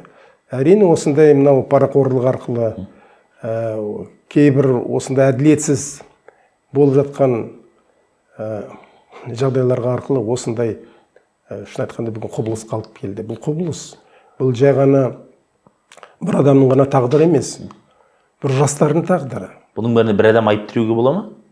Жоқ, бұларда шын айтқанда бұл көпшіліктің мәселесі болып кетті бұл. Мыңдаған адам, ол тек қана сол Аланияда, ал бұл Испания бар, Германия бар, Канада бар, Америка бар. Біз оқимыз, анда мыңнан шықты қазақтың жігіті, анда керемет полицейский, анда бүйтті, сөйтті. Осының бәріне 30 жылдық саясат айып тіреуге бола ма, жоқ па? Әрине бұларда осы саясаттың шын айтқанда кемшілігі бар. Ол міндетті түрде өйткені өз әлгі қазақтың мақалы бар, бір жағын әлгі өз еліңді ұлтан болғаннан, басқа елде сұлтан болғаннан өз еліңді ұлтан бол дейді қазақ. Бірақ бұл бүгінгі күні ондай адам өйткені өмір өзгеріп кетті. Әлгі глобализация бар дейміз ғой. Бүгінгі күні басқа елге барып өмір сүру деген оп-оңай болып кетті. Ақшам болса қалтанда, балам талтанда дейді. Сол мәселен осындағы үйін сатып алады, ана жаққа барып дәл сол көлем ақшаға барып үй сатып алады. Жақсы. Мына нәрсеға. Өнерпаз Төлеген Мұхамеджанов 98-де шенеунік Төлеген Мұхамеджанов болып шыға келді. Астана қаласы әкімінің орынбасары. Бұл шешім қалай қабылданды? Енді сіз айттыңыз, мен 97 жылы желтоқсан айында елбасының қолынан парасат орденін алдым. Өзім қайырымдылық жұмыстарыма байланысты. Әрине мен елбасына келіп рахметімді деп айттым. Станович, қашанда сізге сарбаз болуға дайынмын деп. Мен ол сөзден қашқан жоқпын. Мен қаша алмаймын деп, өйткені ол менің айтылған сөзім, уәдем. Сондықтан сол 13 желтоқсан күні мен осы сөзді айттым. 27 желтоқсан күні 2 аптадан кейін маған Иманғали Нұрғалиұлы телефон соғады. Төлеген, мен саған ертең келем, түн жамылып отыр. Сіз Алматыдасыз? Мен Алматыдамын. Ой жоқ, мен армандаған қалам Алматы. Бала кезімнен 4 бөлмелі пәтерім бар, не бар маған? Содан кейін айтады, елбасының атынан саған бір ұсыныс бар, ертең келіп айтам. Телефонын айтпайды? Айтқан жоқ. Ертеңгі күні мен түні бойы ұйықтаған жоқпын. Ол ұсыныс бір қайырымдылық қорын құрып жатқан сол кезде. Мен соған баратын шығарым деп түні бойы қайырымдылық қорын жұмысын ойладым. Жоспар жасап қойдық. Келесі күні кешкісінде Иманғали келді, жанында Досхан бар, жолдақсын. Екеуі келді. Үшеуміз доспыз ғой. Келді де айтады, Төлеген, президенттің атынан саған сәлемім бар. Президент айтты, Төлеген Ақмола қаласы әкімінің орынбасары болсын деп. Ұшып түстім. Ұшып түстім. Мен шын айтқанда, оның алдында маған осылай ұсыныстар болған. Шенеунік болуға? Иә, үкіметке шақырды мені. Мен басымды тартқан бармаймын. Мен ал мына жерде мен уәде бердім ғой. Өзіңіз айтып кеп тұрсыз ғой?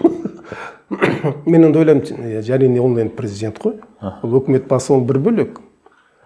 Мен содан кейін сезім баратығынымды. Содан кейін кім айтады? Иманғали айтады, ән бар ғой, Әлібек Нешев айтатын. Алматы туралы, соны қойшы деді. Содан әнді қойдым. Онда мынада сөздер бар ғой, орыс тілінде жазылған ән, Әлібек Нешев айтады. Город мой я окна творю, над домами горы я найду. Мой самый первый сон, мой самый теплый дом. Мне не забыть тебя. Алмата, Алмата моя. Мне не забыть тебя. Сонда мен әлгі ән жазғанымды, сол Алматымен қоштасатығынымды біліп жазғандай болып тұрмын да. Мен кетем, мен әлі сені ұмытпаймын ешқашанда деген. Соны әлгі әнді қойдық та, үшеуміз құшақтасып алып, ана жерде мен бір жылап алдым. Қаламен қоштасып? Ән зарлап тұр ғой. Құдай салмасын. Екі досыңыз ше? Ой, қосылды. Жылап алдыңыздар? Иә, мен есімнен кетпес үшеуміз. Бұл әрбір ер азаматтың басындай осындай уақиғалар өтеді. Бұл үлкен құбылыс. Мен мысалы елбасы туралы кеше айтқан сөзім, өйткені мен осында суырып алып осында алып келді ғой мені. Суырып алып, жыл жерден. Ұшып келдік? Иә. Түнде ме, күндіз бе? Түнде. Траптан шықтыңыз. Не қарсы алды сізді Астанада? Ой, құдай салмасын, есімнен кетпеді. Мен вообще ойламағым, енді творчестволық адамбын, ойламағым, қайда барам, қайда қонам, вообще ойым жоқ. Қаңтарда келдіңіз ғой? Иә, 5 қаңтарда келдім. Мен қаулы шықты ғой. Азынап тұр дала. Келдік, жанында Иманғали бар қайта. Бірге ұшып келдік. Самолеттен шығып келетім. Енді ойландым, қайда барам.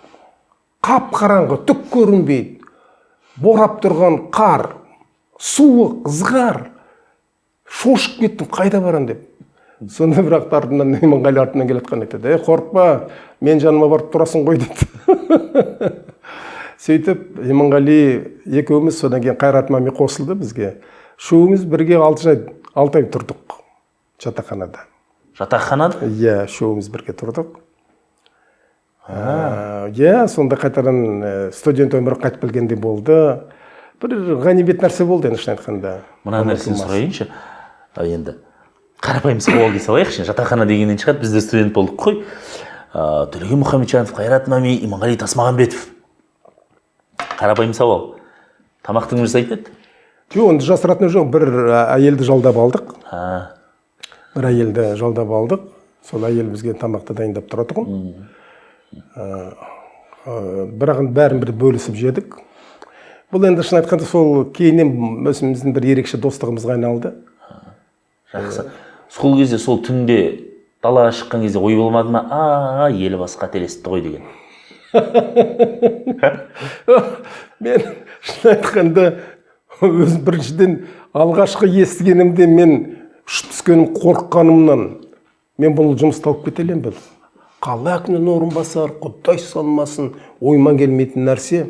Ал мына жерде келгенде қақаған қыз, қап-қараңғы түн, борап тұрған боран, қайда келдім, не болды, мынау не қылған нәрсе деп, әрине ой келді ғой, шошып кеттім. Ертеңгіні жұмысқа алып келді. Иманғали әкелді мені, бала секілді мен жетелеп. Әділбек Рыскелді ол әкім сонымен таныстырды. Соң әдек айтты, енді сіз заявление жаздыңыз. Соң маған кабинетім жоқ әлі, кабинет берген жоқ қой. Өтініш жазуға баруға мен әлгі аппараттың бастығының бөлмесіне бардым. Өтінішімді енді жазайын деп жатқанда маған айтады, сізге приемға адамдар келді. Кабинетім жоқ, әлі өтініш жазып отырмын. Приемға адамдар келді, кірсін бе, метім жарайды кірсін, сасып қалдым. Үш әйел кіріп келді. Үштерінде жеңіл пальто, шляпалары бар, біреу Айман Мұсқаджаева.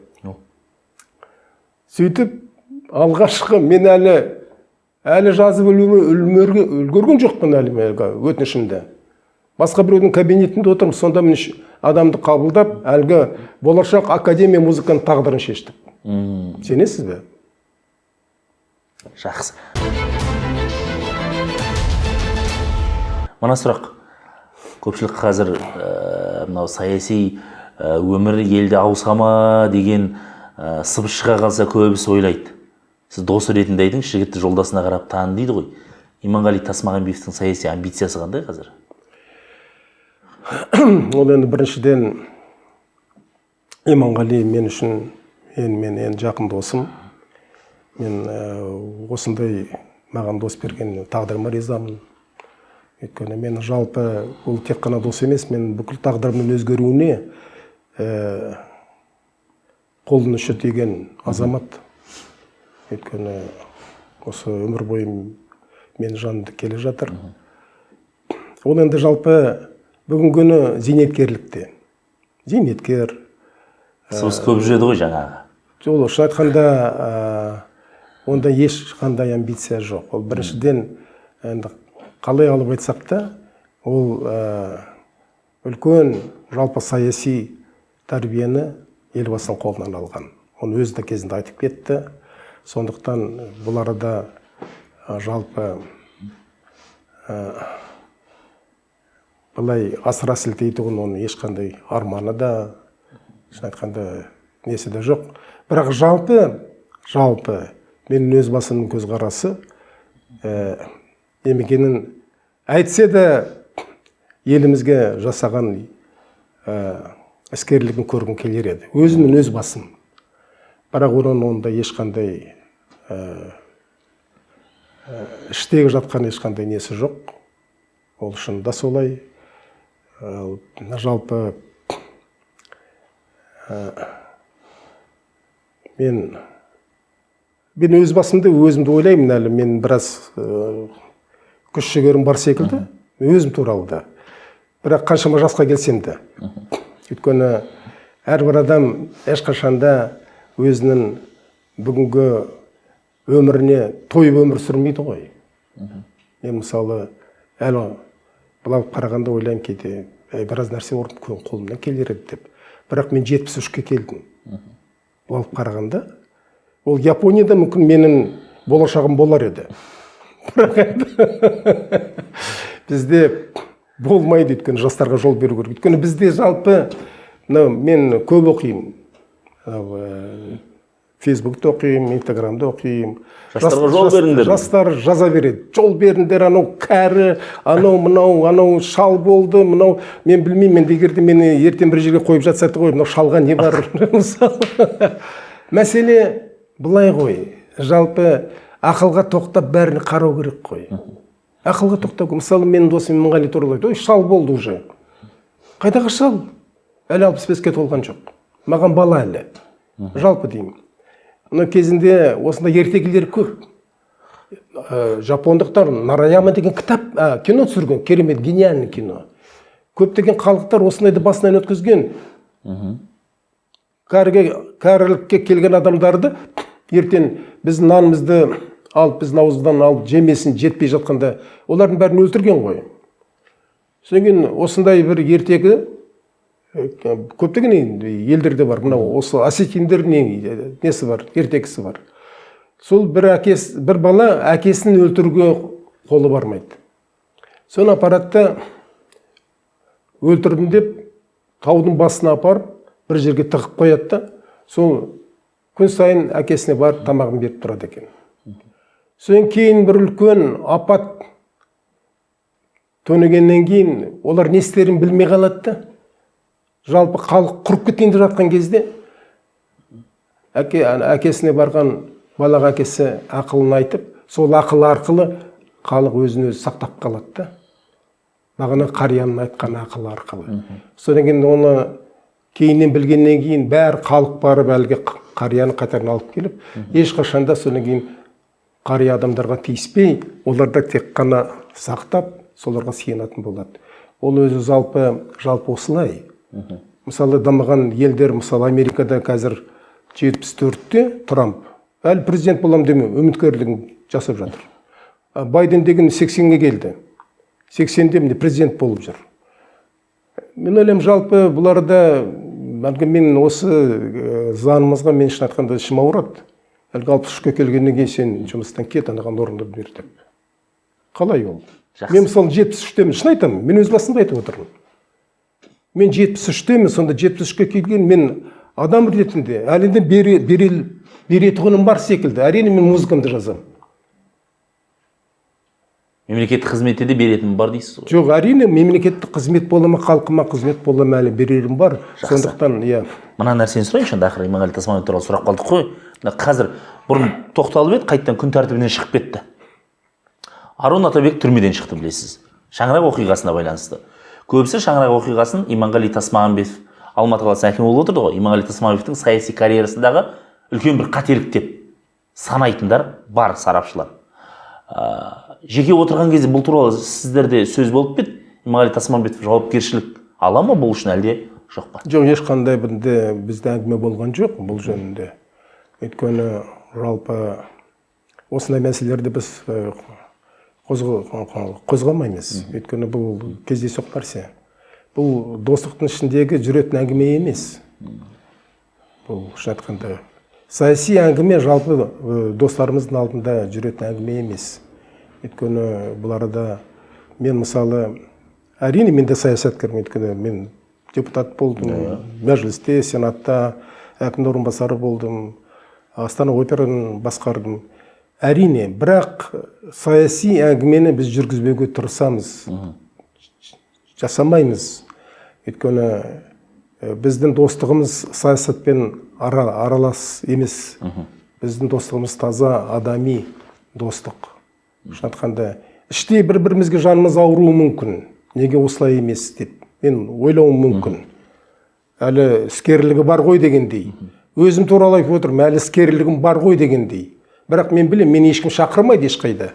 Өйткені шақыратуым болса айтады, олар не істері дұрыс па, шалда нелері бар деп. Жоқ, жалпы деймін. Ал шаңырақтағы болған уақиға, ол енді заманның сол кездегі сұранысына байланысты болды. Ол әкім, оған тапсырма берілгеннен кейін ол не істейді? Не жұмысында істе, не жұмыстан кетуің керек. Бұл өзін тапқан емес. Өзі жасағысы келген жасанды нәрсе емес. Әрине, бұны шын айтқанда әрбір адамның аузына қақпақ бола алмайсың. Әрбір өзінің пікірін жаза береді. Оған өкінуге де болмайды. Өйткені адам өзінің білгенін арқылы, сезгенін арқылы жазады. Бірақ ары қарай қалай бұны қабылдады. Сол кездегі мысалы досымыз Емекенің жан дүниесіне біреу кіріп шықты ма, кіріп шықпады ма? Қалай қобалжыды, не ойлады? Кім біледі оны? Мен де білмеймін. Бірақ бұл арада әрине мен Арон Атабекке жаным ашиды. Мен қолымнан келгенше ФБ-дағы болған нәрселерінде кейде міндет түрде өзім лайкымды қойып шын айтам. Өйткені қазақтың перзенті, ол енді сол құбылысқа байланысты ана жерде үлкен қателік болып кетті екі жақтан да. Екі жақтан да қателік болып кетті ғой. Полицейский дүртеп жіберді ғой.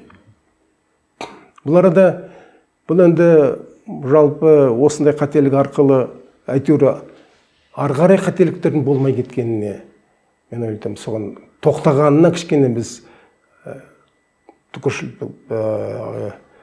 шүкіршілік айтуымыз керек. Жақсы. Мына дүние, сіз 2004 жылы мәжіліс депутаты атандыңыз ғой. Мәжілісте жүріп, мен көтерген және елдің өмірін жақсартқан дүние мынау болды деп атайтындай бір бастамаңыз бар ма? Ерекшелеп алатын өзгенің ішінен бір. Онда ондай бастаманы қалай деп айтуға болады оны? Шын айтқанда. Мен әлгінде айттым, бұл тікелей әлгі Мәскеу ғимараты жөнінде.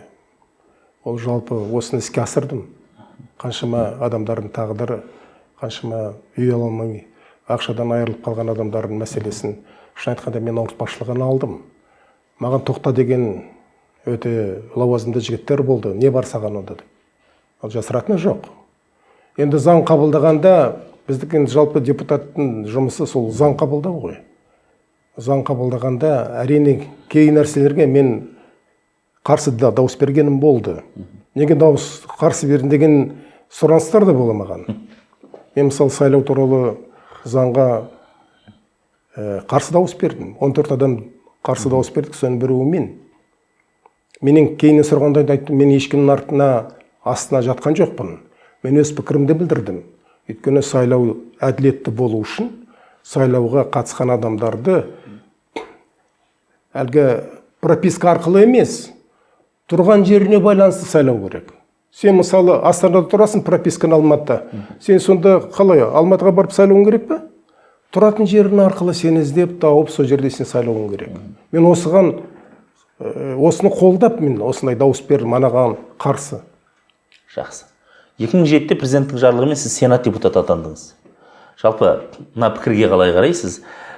Сенат деген зейнетке келген адамдардың тып-тыныш айлық алып отырып кететін жер деген қағытпа бар ғой.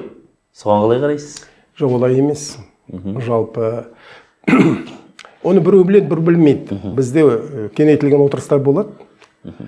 Кеңейтілген отырыстардың екі отырысында мен мемлекетті отставкаға кетсін деп сұрадым.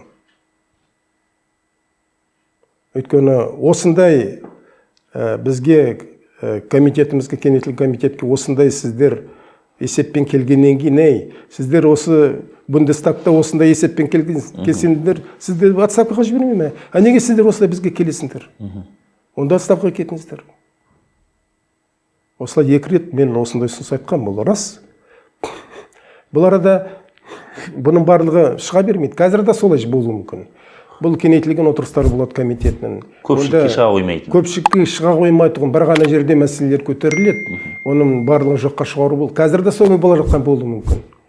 Өйткені бұл біздің мәжілісте болған отырысымызда бір министрдің орынбасарын, бірінші орынбасарын, бір үлкен министрдің орынбасарын комитеттен қуып шыққанбыз. Біздің комитетімізде Тоқтар Обакиров, Мұхтар Шаханов, осында азаматтар. Жиналыпсыздар ғой бәріңіз бір жерге. Не деді ол, не жазды сіздерге? Неге байланысты? Легализацияға байланысты. Дайындалмай келдіңіз, халыққа қарсы бұл деп. Осылай болған, қуып шыққанбыз. Жақсы. Шенеуніктік өмірді айттық қой, мына нәрсе. мен өткеніңізге жаңағы саяси өмір, басқа мәдениет қызық, жеке өміріңізге үңілгім келмейді. Бірақ өзіңіздің бір сұхбатыңыз бар ғой берген. Мен ажырасқанда үйінен бір портфельмен ғана кеткем, қасықталмаған дейсіз ғой. Бұл бір үлкен ер азаматтығым деп санаймын деп. Жалпы бұл сіздің өткен өміріңіз. Ал қазір білесіз, біздің елімізде ажырасу өте көп. Бір үйленгендердің 50%-дан астамы ажырасып кетеді, жастардың. Осыған кінәлі кім, кінәрат неден деп ойлайсыз өзіңіз? Көбісі осыны әлеуметтік жағдайға жаба салады елдегі. Бұл енді әлеуметтік жағдайға байланысты емес. Бұл жауапкершіліктің жоқтығы. Адам жауапкершіліктен айырылған кезең. Жеңіл-желпі бағанағы ән саласы бола ма, өлең саласы бола ма, өнер саласы бола ма, жеңіл-желпі нәрсеге көп көңіл беріліп кеткеннен кейін, жалпы өмірге де осындай жеңіл-желпі бір көзқараспен адамдар өмір сүреді. Көбелек секілді. Ол жалпы өмір сүруге болмайды. Өйткені бүгін мына қызбен жүрсем, анауды керемет екен, ойбай, мынауды. Ол жалпы әрбір адамның басында бар ондай. Бірақ осыған беріліп біткеннен кейін жүргістік байлап болады. Қыздар да солай. Анау мынадан гөрі байлау, анадан гөрі кішкене дұрыстау екен. Мынау алданыш нәрсеге көп барады да. Содан кейін бүгінгі түсіріліп жатқан кинолардың көбі осындай жеңіл-желпі бір нәрсе. Соған үйренеді, анау былай екен, ойбай, мына былай екен. Содан кейін шетелге кеткендердің көбі өздерінің баяғы керемет ғимараттарын, алған пәтерлерін көрсетіп жатыр. Соны мақтан етеді. Бізді сөйтсек екен. Мен оған келіспеймін. Осындай өзара, шын айтқанда бір жеңіл-желпі нәрсе. Осының артында жүргеннен кейін ешқандай жауапкершіліксіз қалай болады? Мен мысалы ажырасқанымда әрине амалсыздан болды. Бірақ мен алған пәтерімді бүкіл жинаған,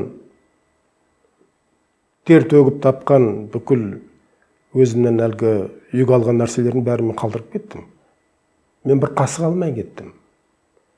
Өйткені балаларымның басқа аулаға барып тұру, басқа мектепке барып оқуы, басқа бір жерге барып тұруына мен қарсы болдым. Мен өзімнің бойыныма алдым бүкіл қиыншылықты. Жасыратын жоқ. Пәтер жалдап кеттіңіз? Пәтер жалдап тұратын жерім болмай қалды. Қонатын жерім болмай қалды. Қонатын жерім болмағаннан кейін барып зона отдыхқа барып тұрдым. Жалпы бұл басымыздан өткен нәрсе. Өйткені сенің жанын ашиды ғой, сенің балаларың ғой. Қалай сенің балаларың жанын ашымайды? Мен содан кейін бір күн өзім балаларымнан қолымды үзген жоқпын. Осы күнге дейін. Ол адамның өмірге деген кішкене жауапкершілігі болу керек. Отбасының алдында, балаларының алдында. Ол әрине өмірді жеңілірек сүруге үміттенетіндер де бар. Қыздардың көбі бір ақшалы біреуді тапсам екен. Ал түйеге тиелмей жатса, қалталы біреуді тауып соған бір кішкене әлгі сол арқылы өмір сүрсем екен. Бүгін көбейіп кетті осындайлар. Өкінішке орай. Жақсы. Енді қазір жұбайыңыз Нұржамал ханым әнші. Екеуіңіз де өнерпазсыздар. Екеуіңіз де белгілісіздер. Анау қазақтың екі қошқардың бір қазанға сыймайды дегені сіздің үйде жүрмей ма? Жоқ. Жалпы қайта бір-бірімізді сабалаймыз. Неге жұмыс істемей жатырсың? Айтам, кішкене даусыңды нетсейшін, жөндесейшін, бар, мен босатып берем. Сен бар. Онысы болмайды. Өйткені бір-бірімізді шайтқан төпештемесек, шаршап қаламыз. Ол және мен ең бірінші шығармаларымды тыңдайтын менің сыншым, экспертім, оның барлығы сол сарапшым Нұржамал. Жақсы. Мына нәрсеға. Сіз жазбаңыздан оқыдым, инстаграмыңыздан, фейсбугыңызда да бар. Йосип Кобзонмен дос болған екенсіз. Ол кісі енді өмірде жоқ. Сіз ол кісіні біраз бір сағынышпен, бір өмірден кетіп қалды ғой деген бір жылылықпен еске алған екенсіз. Оның Қазақстанға келгенін де айтасыз. Өмірден бәріміз өтеміз. Ерте ме кеш пе бәріміз өтеміз. Осы дүниеден шығып тұр жазбаңыздан сұрақ. Ертең күндердің күні сіз бұл қалған дүниеде болмай қалған кезде ел Төлеген Мұхамеджановты кім деп есінде сақтап қалғанын қалайсыз?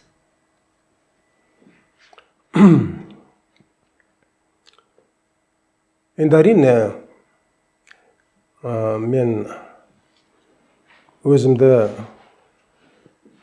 ең әуелі мен жалпы алғашқы 5-6 жасында қойған сұрағым бар. Өзіме өзім қойған. Үйден шығып, өзі кішкентай ауыл ғой.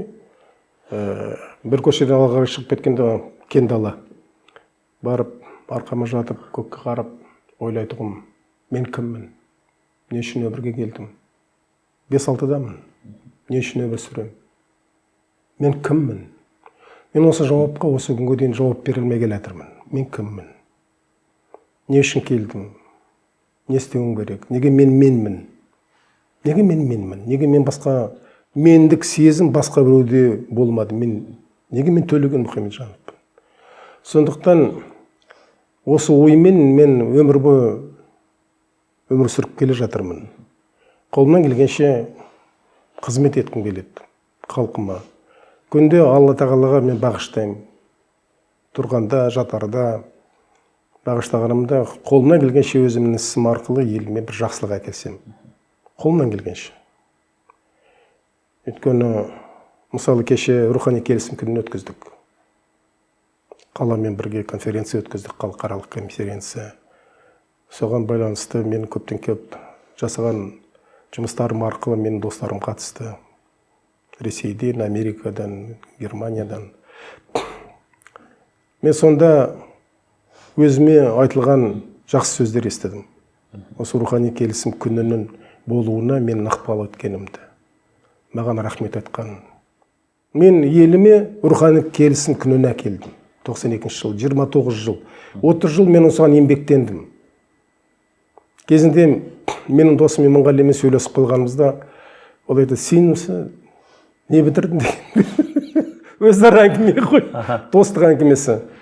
Шынында Емекен жасаған жұмыстарымен мен өзімді салыстыра алмаймын. Бірақ айттым, мен қолымнан келгенше мен еліме рухани келісім күнін әкелдім. Бір күн, сол күні бүкіл шіркеулер, мешіттер барлығы біздің елімізде осы бірліктің сақталуына бағыштайды Алла тағалаға. Осы күнді мен әкелдім. Міне 92 жылдан бастап қаншама өзімнің терімді, қаншама ақшамды, тапқанымды бәрін осыған салдым. Міне кеше өткіздік. Сол кішкентай болсын бағасын мен кеше көріп, Құдай салмасын таң қалдым соған. Ең аяғы осы конференциясы қала әкімден бастап маған гүл беріп, рахметін айтқаны. Мен, мысалы, осы үшін мүмкін өмір сүрген шығармын. Осындай күнді әкелуім үшін. Әрине мен музыкам бар, жазған, шығармаларым бар. Біреу қалар, біреу қалмас. Бір әнім орындалар, орындалмас. Бір әуенім орындалмас. Бірақ осы күн қалады ертең. Мен бармын ба жоқ, бүгінгі күн өтеді. Бүгін Алматыда болып жатыр осы конференция. Бүкіл еліміздің әрбір кішкентай қалашығында болып жатыр. Өйткені бүкіл діни ұйымдар осы күнді өткізіп жатыр кешегі. Мен мысалы ойлаймын, менің жалпы артымнан қалатын не болса, мүмкін осы болар. Бұл қалады халқымыздың бір әдемі күні ретінде. Ал енді шығармаларымның ол әрбіреуінің өзінің тағдыры бар. Оларға мен шын айтқанда әрине мен енді мәдени саласына қолымнан келгенше осы Астанадағы бүкіл мәдени ұжымдарды өмірге мен әкелдім. Әкім орынбасары болғанда. Ол енді жалпы мәселен егерде сенің қолынан бір адамға болсын кішкене болсын көмек тисе, ол да сенің артынан қалдырған ізін секілді қабылдауға болады. Сондықтан білмеймін, мен өзім Кобзонда шығарып салғанда Москвада болдым. Чайковский атындағы концертке залдан шығарып салды. Қыруар адам болды. Қыруар адам.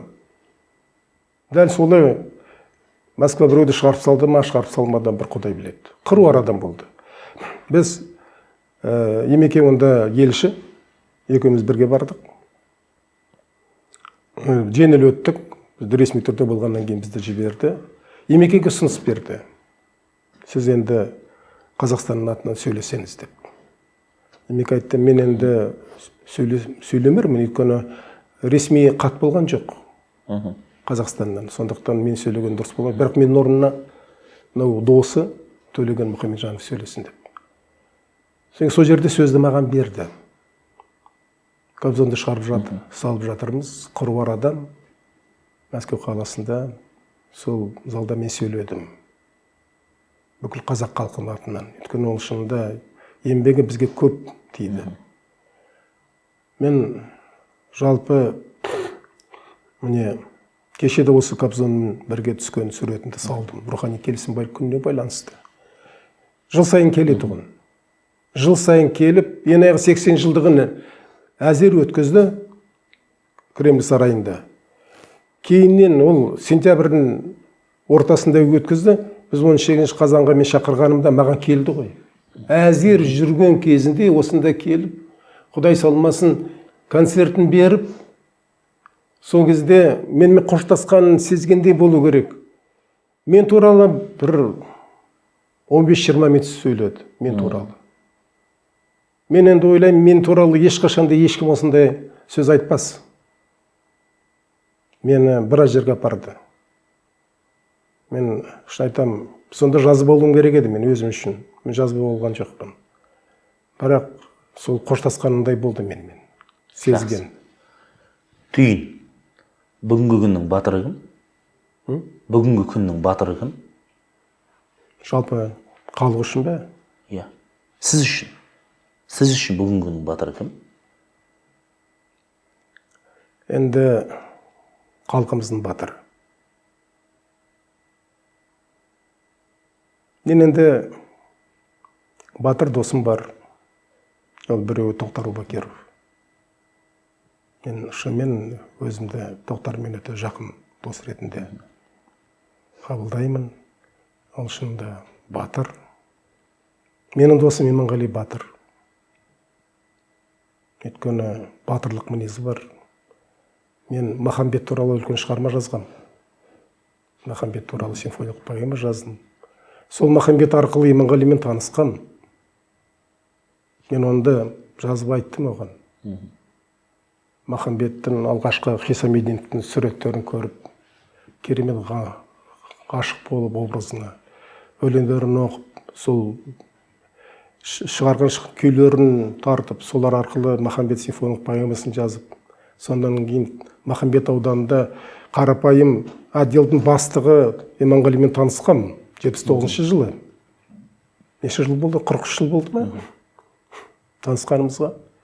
Содан бері доспыз. Мен мысалы Иманғалиді батыр ретінде санар едім. Өйткені шынымен қайда жүрсе де елім жерім деп жүрегі ауырады. Зейнеткер болса да. Ал Тоқтар шынында ол батыр. Өзінің батырлығын өзінің өмірінде көрсеткен. Мен содан кейін оның бір ерекше ғашықтығын көңіліне келгенін айта салатұғынан кейде мүмкін өкінуді мүмкін айтып қалдым ғой деп. Бірақ батырлық мінезі бар, батырлық жүрегі бар. Осындай жігіттерді мен батыр дер едім. Тағы да басқаларды айтуға болады ғой, өйткені неғұрым халқында батыр көп болу керек. Батырлық деген бір адамды айтқанымызбен тоқтауға болмайды. Жақсы. Рахмет аға, уақыт болып келгеніңізге. Сау болыңыздар.